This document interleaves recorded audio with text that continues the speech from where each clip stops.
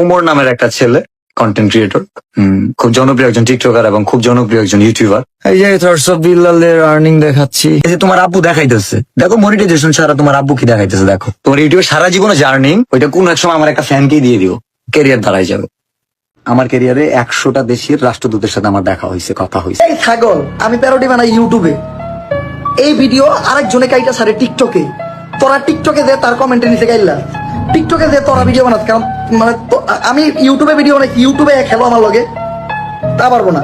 Guys, কেমন আছেন সবাই? আশা করি সবাই খুব ভালো আছেন। এইবার ওমরের সাথে তুমুল ঝগড়া থটস অফ বিল্লালের, মানে রীতিমতো থটস অফ বিল্লালকে সবাই গণধোলাই দিচ্ছে। তো থটস অফ বিল্লাল কোন কারণে তার বাটপাড়ি ধরা পড়লো, তাছাড়াও অন্যদিকে ওমর তাকে কিভাবে রোস্টিং করলো, এমনকি গোটা বাংলাদেশের মানুষ এখন থটস অফ বিল্লালকে গণধোলাই দিচ্ছে ভিডিওতে। তাছাড়াও থটস অফ বিল্লাল ওমরকে কিভাবে গালি দিয়েছে তাও দেখাবো, তাই ভিডিওতে লাইক দিয়ে শেষ পর্যন্ত দেখতে থাকুন। গাইস, শুরুতেই কথা বলা যাক, থটস অফ বিল্লাল জনপ্রিয়তা বা সফলতা অর্জন করে এখন সবাইকে বলতেছে কন্টেন্ট ক্রিয়েশন জগতে নাকি সে সবার আব্বা। তাছাড়াও ওমরের নতুন ভিডিওতে তার হৃদয় ভাঙা গর্জনকে ওমর শয়তান ভাঙা গর্জন নামে পরিচিতি দিলে ওমরকে বাজেভাবে কথা বলে। তো সেই ভিডিওটা আপনারা দেখুন।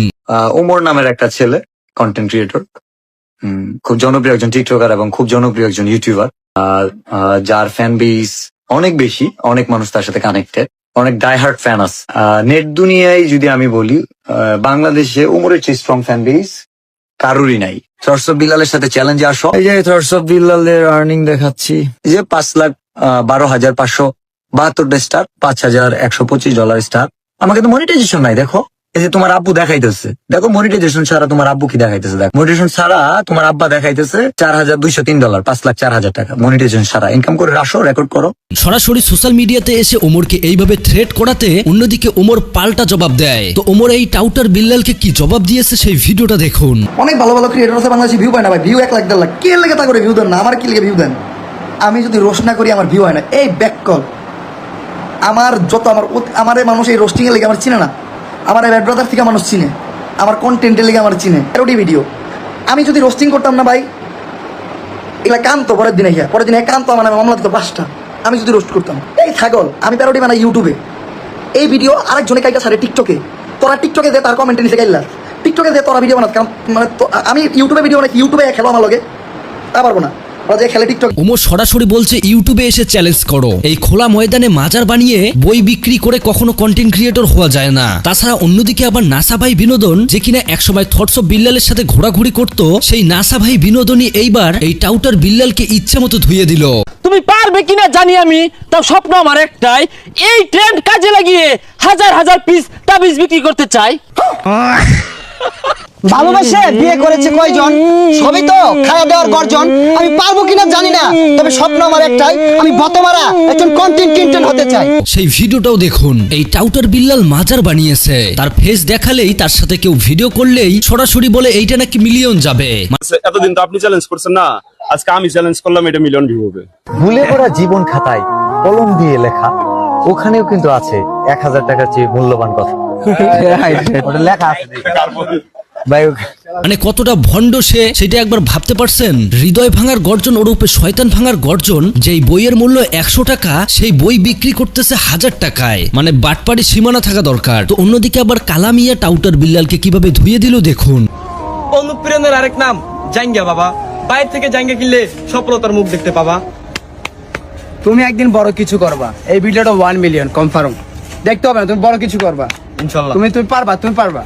এই ভিডিওটা 1 মিলিয়ন দেখো, এই ভিডিওটা 1 মিলিয়ন কনফার্ম, 1 মিলিয়ন যাবে। হ্যাঁ, what a funny, I am Janga Baba. তাছাড়াও বন্ধুরা, এই টাউটার বিল্লাল যে ভণ্ডামি করে বই বিক্রি করে বলে এই ভিডিওটা 2-3 মিলিয়ন ভিউ হবে, সেইটা নিয়ে মানুষ কিভাবে গণধোলাই দিচ্ছে দেখুন। অনুপ্রেরণার আরেক নাম, মানে খাইতে খাইতে তো শেষ হয়ে যাচ্ছে তোমরা।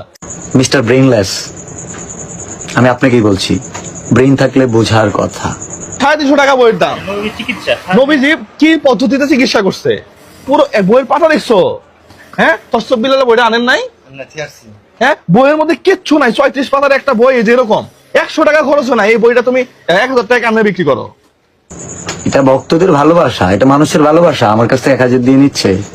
ওই 2 পাতার একটা গুগলে সার্চ দিলে ওরগুলা বাণী অহরহ আসবে। ওই যে বই লিখছে, আমি চ্যালেঞ্জ দিয়ে বলতে পারি, আমি যদি 6 ঘন্টা বসে থাকি ওইরকম বই আমি 2টা লিখবো। তো বেল্লাল কবির হৃদয় ভাঙা গর্জন থেকেই এখন মানুষ অনেকেই অনেক রকম বই লিখতেছে আর সেগুলো দিয়েই কন্টেন্ট বানাচ্ছে। রাত জেগে কষ্ট করে বই লিখেছি জনি দাদার গর্জন, বইটা কিনলে তুমিও করতে পারবে অসংখ্য জ্ঞান অর্জন। জনি দাদা লুক বালু, তার মাথায় নেই চুল, তাই তো সে করে না কখনোই কোনো ভুল।